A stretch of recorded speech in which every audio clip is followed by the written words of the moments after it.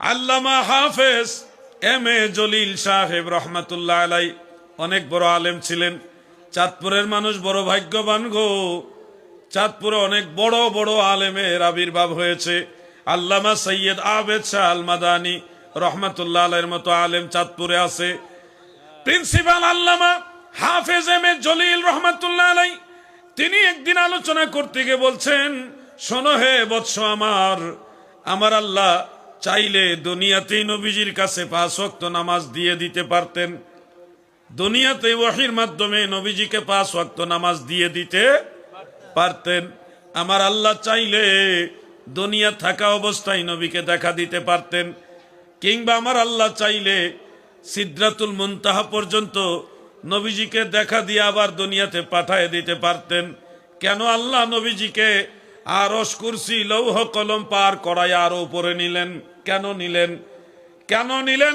হাফেজ M A Jalil রহমাতুল্লাহ আলাইহি বলেন, হে আমার বৎস শুনো, আমার আল্লাহ দয়াল নবীজিকে এত উপরে নিয়েছেন। বুখারী শরীফের কিতাবুত তাফসীরের মধ্যে উল্লেখ রয়েছে, বিমা লা ইয়ালামুহু ইল্লাল্লাহ, ওই উপর সম্পর্কে আমার আল্লাহ ব্যতীত আর কেউ জানে না। এত উপরে নিয়েছেন যে উপর সম্পর্কে কোন ফেরেশতাও জানে না, এক কথায় আল্লাহ ব্যতীত আর কেউ জানে না। সিদরাতুল মুনতাহায় জিবরিল আমিন আলাইহিস সালাম অবস্থান করেন, তিনি এই জায়গা সম্পর্কে জানেন। আরশে আজিম বহন করেন বেশ কয়েকজন ফেরেশতা, তিনারাও আরশ সম্পর্কে জানেন। তার মানে নবীজির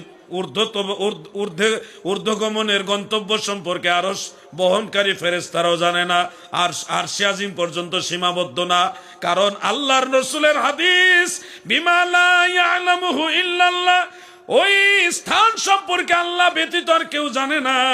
এই জন্য পরিষ্কার হয়ে যায়। আল্লামা রুহুল আমিন বসিরহাটি রহমাতুল্লাহ আলাইহি বলেছেন, বুখারী মুসলিমের হাদিস অনুযায়ী তিনি বলেছেন, নবীজি যখন মেরাজে যান, নবীজি বলেন, আমি শরীফুল আকলামের আওয়াজ শুনলাম, লৌহে মাহফুজের কলম লিখতেছে, এই কলম লেখার চিরচির শব্দ আমি শুনতে পাইলাম।